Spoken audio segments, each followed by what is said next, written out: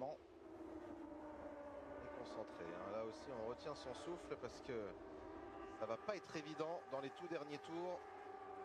Ils sont tous capables, les 5 pilotes que vous voyez là, de remporter le Grand Prix aujourd'hui. Alors ça continue de se couvrir, hein, dans le ciel, c'est de plus en plus gris, en espérant que dans les derniers instants on n'ait pas la pluie qui vienne. Alors maintenant, si jamais ça arrivait, le drapeau rouge serait agité et on prendrait le résultat au tour précédent et la course, il n'y aurait pas de nouveau départ parce qu'on a passé les 3 quarts. On rentre dans les 4 derniers tours maintenant. Attention à Miguel Oliveira au bout de la ligne droite. Oui, mais regardez comment Lorenzo Baldassari retarde son freinage, garde l'intérieur tout de même. Il attaque, hein. Ça glisse beaucoup dans ce très très long droit. Par contre, Bagnaia n'a pas pu dépasser son équipier. Ça, c'est une situation qui ne l'arrange pas pour le championnat. Regardez encore une attaque. Il se met en difficulté. Et Xavi Pierret qui a bien failli venir le toucher. Je crois bien qu'il y a eu là, contact. c'est un petit peu d'agacement, hein, pour Francesco. Il veut à tout prix récupérer et chasser son adversaire au championnat, mais on a bien vu qu'il était un petit peu gêné tout de même par Luca Marini qui fait sa course. Il est sur le podium. Alors malheureusement, Sam Lowes, qui était loin au-delà de la 15e place, est en train de faire une superbe remontée. Et il a dépassé Fabio Quartararo pour la 10e position. Ça va peut-être lui permettre à Fabio de suivre Lowes pour revenir sur Mattia Pasini, qui n'est plus qu'à 1 seconde 4 maintenant du Britannique. Dominique Lagarter, dont on avait parlé en retour en forme, il s'est qualifié 9e, il est hors des points. Et 16e.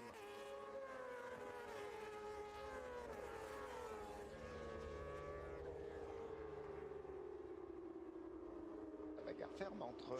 Oh, la glisse de Lorenzo Baldassari et sa bouche de Marini derrière. Ouais, là, ils sont là tous en glisse. les extra soft commencent à... Les extra soft montrent leurs limites. D'ailleurs, on plafonne, hein, on est en 2-4 devant. Si je regarde les chronos, Fabio Quartararo roulait tout à l'heure dans les mêmes chronos que le leader. Malheureusement, eh bien, il y a 4 secondes entre Fabio, un peu plus, presque 5.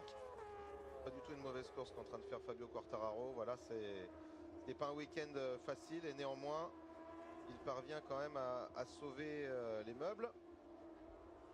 Là, Miguel a pris un tout petit avantage. Ouais.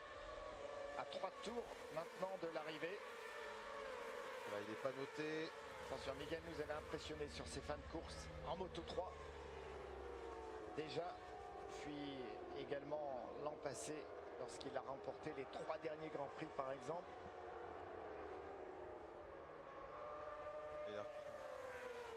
Il a repris presque 4 dixièmes à Lorenzo Baldassari, hein, Miguel Oliveira. Et ça passe pour Luca Marini. Je pense que Lorenzo Baldassari, le fait qu'il ait dû effectuer une belle remontée, il a beaucoup attaqué. On l'a vu lorsqu'il a glissé de l'arrière. A priori, ça doit être des 4 pilotes qu'on voit ici, celui qui a le pneu arrière le plus attaqué.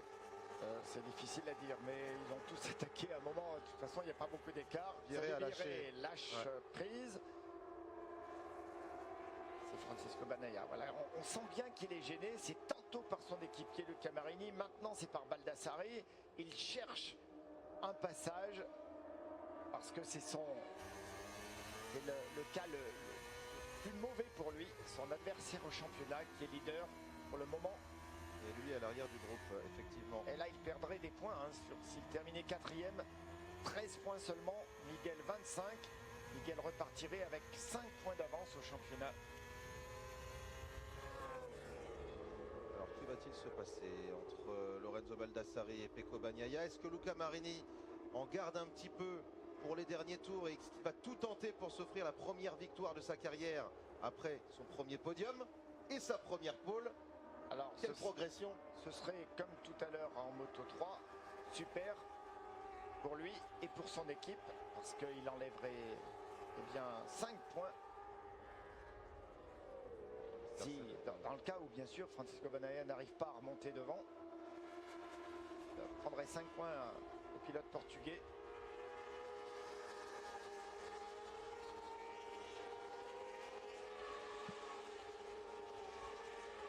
On rentre dans les 2 derniers tours de course. Attention, Miguel Oliveira, on le sait très fort sur les fins de course, d'autant plus qu'il est parti 4e et qu'il n'a pas trop tapé dans ses pneus en début de course. Luca Marini, c'est le point d'interrogation. Est-ce qu'il est capable de tenir la dragée haute aux pilotes les plus expérimentés? Baldassari est en vrac dans tous les l'essence, il attaque à outrance parce qu'il ne veut pas laisser le podium lui échapper face au leader du championnat, Pecco Bagnaia, qui va enfin se défaire de son copain Baldassarri. Et oui, Baldassarri qui n'est pas sorti très vite du virage parce qu'on a bien senti qu'il est en délicatesse avec le pneu arrière, qui glisse énormément, il a fait tout ce qu'il a pu, ça glissait tellement qu'il n'a pas pu se relancer bien et du coup Bagnaia a pu, mais il rattaque au freinage, non ça ne passera pas. Oh, c'est chaud. Oh, oui, la Bagnaia il veut maintenant, voilà, il est revenu en course non pas pour le podium mais pour la victoire. Il va tenter une attaque bien sûr sur Luca Marini. Et c'est Luca Marini qui a été le pilote le plus rapide sur le tour précédent et de plusieurs dixièmes. Et Pecco Bagnaia est à quelques centimètres de la roue arrière de son coéquipier. On va bientôt rentrer dans le dernier tour. Il y a encore des opportunités de dépassement. Malgré tout, on n'est plus tout à fait roue dans roue. Il y a un tout petit écart entre chaque pilote. Et il se loupe un peu. La Bagnaia au freinage, il a voulu freiner trop fort. Attention au contact entre Baldassarri et Pecco Bagnaia qui vont ressortir pratiquement de front. Bagnaia va garder l'avantage, il est à l'intérieur. Regardez un peu quelques millimètres à peine entre les deux pilotes. Et on rentre. Et ça, ça repasse pour Baldassarri. Oh, ça bouge pour Lorenzo Baldassarri. Mais pendant ce temps, ces deux pilotes à se battre comme ça, ils vont laisser un petit peu de terrain. Voilà, ils perdent, ils seront plus là en bagarre pour la victoire. Là, ils s'énervent tous les deux, hein, Baldassarri et Bagnaia. Là, c'est des dépassements quand même assez virils d'un côté comme de l'autre. A priori, pour la victoire, ces deux-là, ça va être un peu plus compliqué que pour Miguel Oliveira et Luca Marini qui rentrent tous les deux dans le dernier tour. C'est loin d'être gagné pour Miguel Oliveira pour l'instant. Regardez le temps qu'ont perdu Baldassarri et Bagnaia à lutter.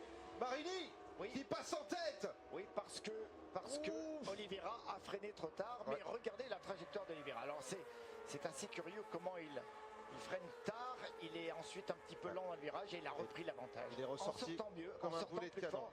Mais c'est pas fini. C'est pas fini. Alors que Luca Marini était complètement en glisse. Et ça va marcher là sur le changement d'angle pour Luca Marini qui repasse en tête face au Portugais. On rappelle quand même qu'en Moto 2, on ne dispose pas de contrôle de traction, c'est-à-dire d'antipatinage pour la roue arrière. Donc là, c'est vraiment le pilote qui, avec le poignet, la main droite, guide sa machine. C'est d'ailleurs beaucoup plus difficile de réaccélérer en sortie de virage avec une Moto 2 qu'avec une Moto GP. C'est d'ailleurs les pilotes qui descendent de la catégorie MotoGP, comme l'a fait Hector Barbera par exemple, ont des soucis avec ça, c'est clair. Luca Marini n'a jamais été aussi près de la première victoire de sa carrière dans cette très difficile catégorie Moto 2 face à un grand ponte de la catégorie intermédiaire qu'est Miguel Oliveira. Deux freinages, deux opportunités pour Miguel. Et voilà, ça passe. Il choisit déjà la première. Oui, mais ça va recroiser. Et ça glisse. Et ça glisse. Voilà, c'est très difficile de dire qui... Alors je vous avais dit deux. Il y avait cette petite possibilité également. Il a sauté dessus, Miguel Oliveira, c'est le cas de le dire. Attention parce que là ils sont très proches l'un de l'autre et on sort. On arrive dans ce dernier secteur.